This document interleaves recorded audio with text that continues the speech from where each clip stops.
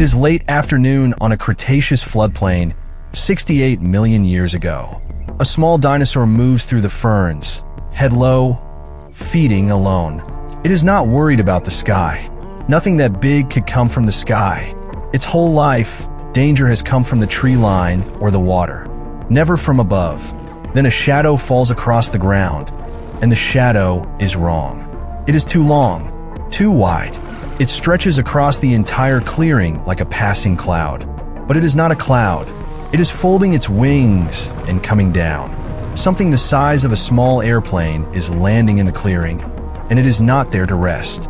It touches down on all fours and stands, and it keeps standing up and up. When it reaches its full height, its head is as high as a giraffe's, looking down at the little dinosaur. For a moment, nothing moves. The giant simply watches. Its head swings slowly on that long neck, tracking the small shape below it in the ferns. The small dinosaur finally looks up. It has never seen anything like this. Neither has anything else alive today, because nothing this big has ever flown again. The long beak lowers, fast and precise, and the clearing is quiet again. The hunt is over before the little dinosaur ever understood what it was looking at. Then the giant crouches, coils, and throws itself back into the sky. In seconds it is gone, a shape the size of a plane melting back into the clouds. This is Quetzalcoatlus, and almost nothing about it makes sense.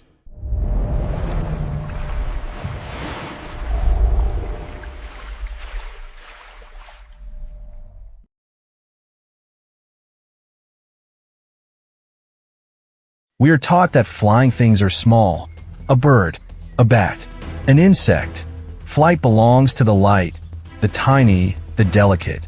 Quetzalcoatlus breaks that rule completely. It stood as tall as a giraffe, with a wingspan as wide as a small plane, and it flew. It is the largest animal that has ever left the ground under its own power. Not the largest bird, the largest flying creature in the entire history of life. Not just today, not just in the age of mammals. In all of it, across hundreds of millions of years of flight, nothing else has matched it. Nothing has come close.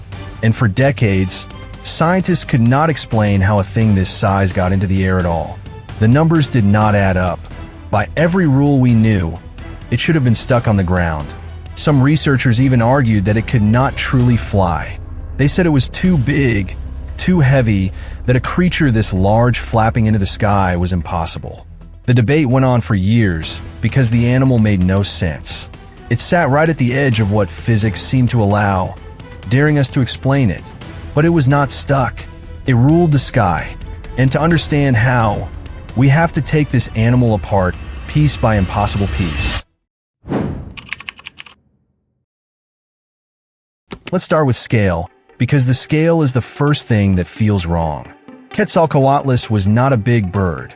It was not even close to a big bird. The largest flying bird alive today is the wandering albatross. Its wingspan reaches about 11 feet, and it is a giant among living flyers. Quetzalcoatlus had a wingspan of around 36 feet. That is more than 3 albatrosses laid wingtip to wingtip. It is the width of a small aircraft. Stand at one wingtip, and you could not touch the other without walking. You would have to cross the length of a school bus to get from one edge of this animal to the other. Now stand it up on the ground, and it gets stranger. Folded up and walking, it stood as tall as a modern giraffe, around 18 feet high. Picture that clearly. A giraffe you can look in the eye.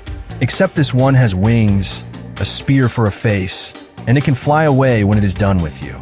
Stand a 6-foot human next to it, and the human comes up to its knee. You would look up at its folded shoulder, and up again to find its head far above you. Its skull alone could be nearly 10 feet long. The head was longer than a tall human is high, mostly beaked, toothless, and sharp. Think about carrying a 10-foot spear on the end of your neck. That head had to be light, or the animal could never have held it up, let alone flown with it. So every part of that skull was pared down to the minimum. Long, thin, and hollow, a huge tool built from almost nothing, balanced on a living crane. So here is the animal. Giraffe height, airplane wide, a 10-foot head. Everything about its dimensions says this creature should be impossible. And now for the number that makes it truly absurd. This giant, this giraffe with wings, weighed only around 500 pounds. 500 pounds. About the weight of two grown men. An animal the size of an aircraft weighed less than a large pig. Let that contradiction sit for a moment. It was as tall as a giraffe, as wide as a plane, and it weighed about as much as one heavy man and his shadow. A real giraffe weighs over a ton. This animal was a fraction of that. Same height, wings on top, and somehow a small fraction of the weight. That single fact is the key to everything, because you cannot fly if you are heavy. And Quetzalcoatlus solved that problem in a way no bird ever has. To fly at that size, Quetzalcoatlus had to break the rules of bone itself. Its bones were hollow, not solid, like ours. Hollow tubes filled with air. Birds have hollow bones too, but there is a limit to how big a bird can get. As a bird grows larger, its bones get thinner in proportion until they would simply snap. Pterosaurs did the opposite. As they got bigger, their bones got wider, not thinner. Wider tubes that could carry the weight.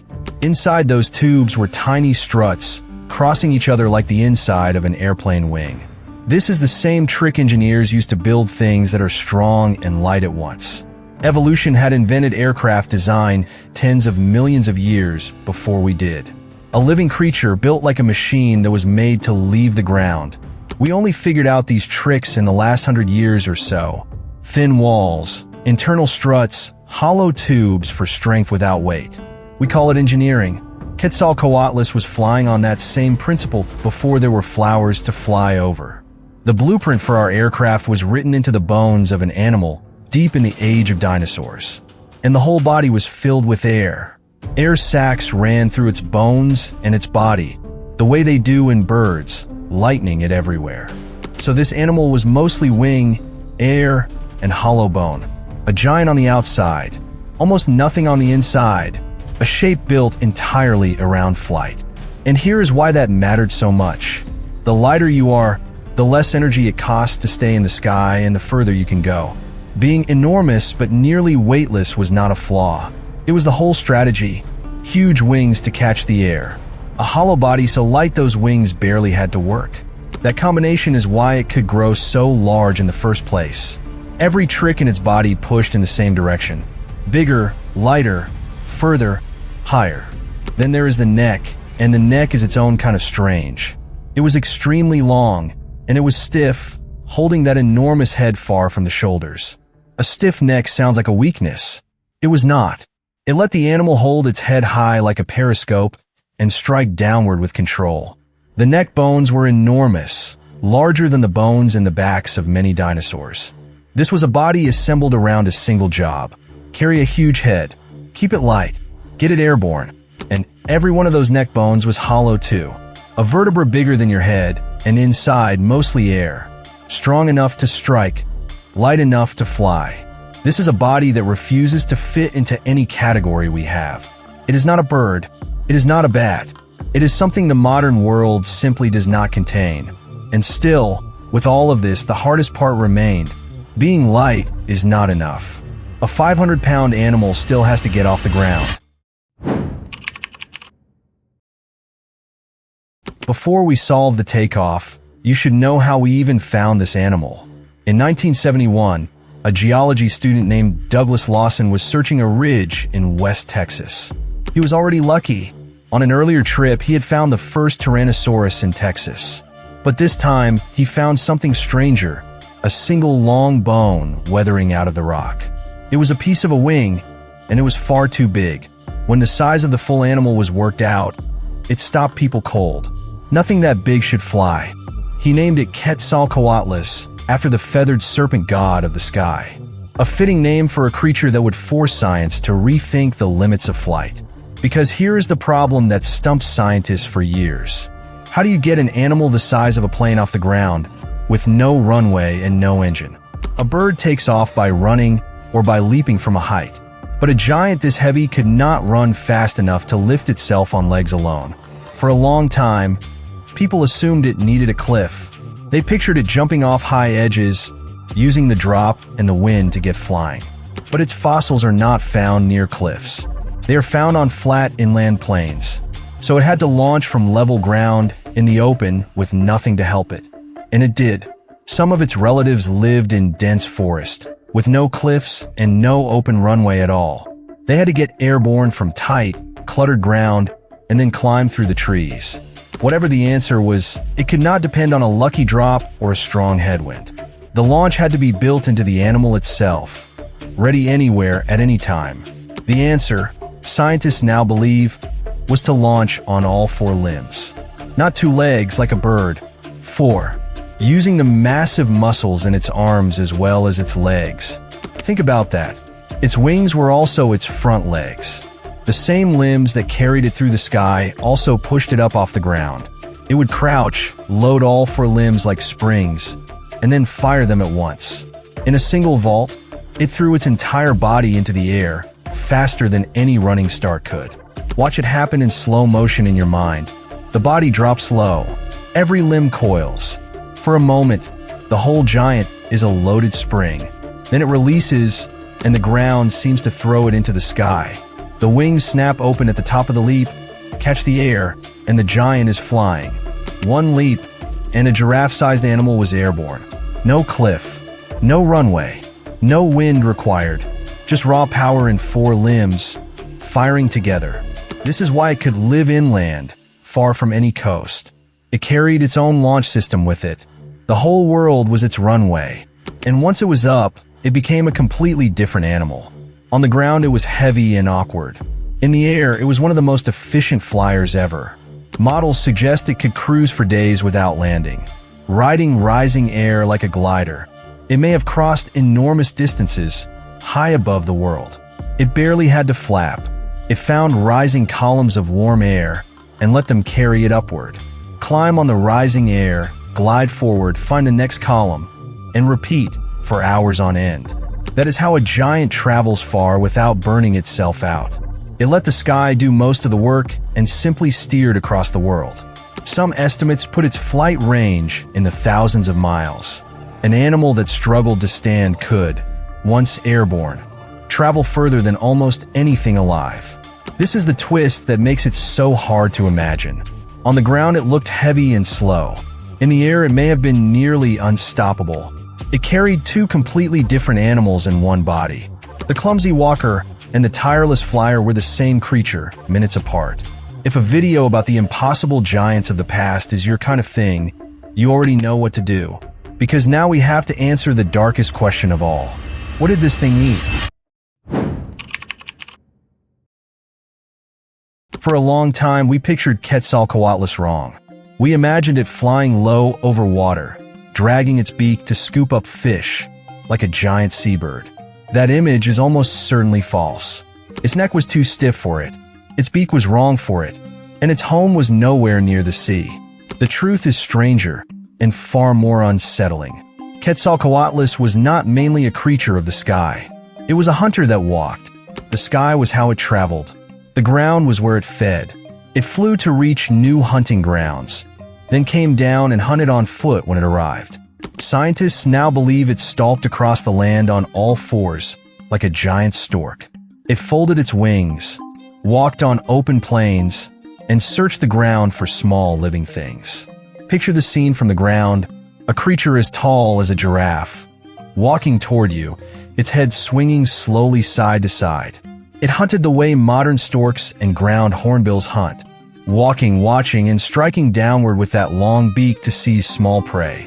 Now scale that quiet, patient hunting up to the size of a giraffe. The same careful, stalking walk, but from a creature whose head is 18 feet in the air. Its long, stiff neck was perfect for this. It could hold its head high to scan a wide stretch of ground, then drop it in a fast, controlled strike. It did not need to chase. It just had to walk and watch and wait. An enormous, tireless hunter, drifting across the land on foot, missing almost nothing.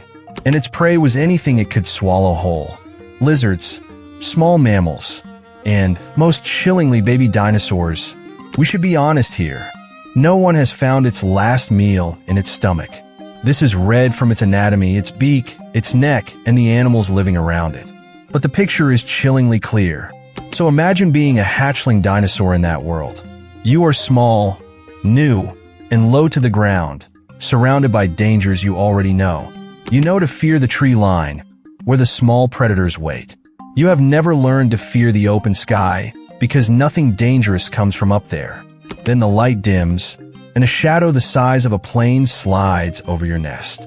By the time you understand what it means, the giant has already landed beside you. A creature that could fly in from 100 miles away, land, and hunt you on foot. Then simply leap back into the sky and vanish, carrying nothing but the memory of it. Because that is the true horror of Quetzalcoatlus. It did not belong to one world. It hunted on the land, but it could not be trapped there. It shared its world with the last of the great dinosaurs. Tyrannosaurus Rex walked the same plains. And even A.T. Rex could not reach the sky. Picture the two of them in the same landscape. Standing on the ground, this pterosaur could look a Tyrannosaurus in the eye. The most famous killer in history, matched in height by a creature that could fly. One of them owned the ground. The other borrowed it and left whenever it chose. To almost everything in the late Cretaceous, this animal was untouchable. A predator that came from above, hunted below, and answered to nothing on the ground. Think about what that meant for its daily life. Ground predators had to fear each other. This one could simply walk away into the sky. If a hunt turned dangerous, it did not have to fight or flee on foot. It vaulted upward and was gone, leaving the danger behind on a world it no longer needed. That is a kind of freedom almost nothing else in that world had. It moved between two worlds, and it was never fully trapped in either one. So a question hangs over all of this. If Quetzalcoatlus was this successful, this untouchable, why is the sky empty of it now? The answer is the same answer that ends so many prehistoric stories. 66 million years ago, an asteroid the size of a mountain struck the Earth. Quetzalcoatlus was there for the end. It was one of the last great pterosaurs alive, ruling the sky in the final chapter of the dinosaurs. Understand what was ending here. Pterosaurs had owned the sky for well over 100 million years. They were flying long before birds ruled the air. Quetzalcoatlus was the towering final act of that dynasty, and it was falling in the same moment as everything else. The end of the pterosaurs and the end of the dinosaurs were the same catastrophe, the same day. The impact changed everything almost instantly. The sky filled with ash. The sun dimmed. The warm world that fed this giant began to die. And a giant needs a lot to survive. When the small animals it hunted disappeared, the largest flyer that ever lived had nothing left. The very thing that made it a marvel, its size became a death sentence. Being huge is a gift in a rich world. In a dying one, it is a debt that cannot be paid. The small survivors could scrape by on almost nothing. A giant could not. Its enormous body needed a full, living world to keep it fed. And that world was gone in a single, terrible season. There was no food, no warmth, and no time. The largest flyer that ever lived simply ran out of world. And so the sky lost its giant. The largest flying animal in the history of the planet vanished with the dinosaurs it lived beside. Nothing has ever come close to filling that space again. No bird, no bat. Nothing alive today rises to even a third of its size.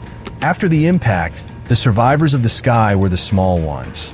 The birds that lived through the disaster were tiny, and the sky belonged to them from then on. The age of giant flyers was over, and it never returned. Whatever allowed a creature that size to fly, the world never assembled it again. The sky Quetzalcoatlus ruled is still up there. It is just empty now, a space that a giant once owned, waiting for something that never came. For 36 feet of wing to cross that sky again, the whole world would have to change. And it never has. Quetzalcoatlus was not just rare. It was the end of a kind of greatness. We built machines to put something that size back into the air. It took engines and metal and an entire civilization to match what one animal did with muscle and bone. That is the strange gift Quetzalcoatlus left behind. Proof that life once solved a problem we could only solve with machines and then let it go. There is something haunting about an empty sky. For millions of years, A shadow the size of a plane crossed the ground below. Now nothing does. Quetzalcoatlus proved that life can build a giant and hand it the sky. And then it proved that even a giant can be erased in an afternoon. But the sky was not the only impossible place life tried to conquer. In the next epoch, we go down into the ocean to find a hunter that ruled a world without light.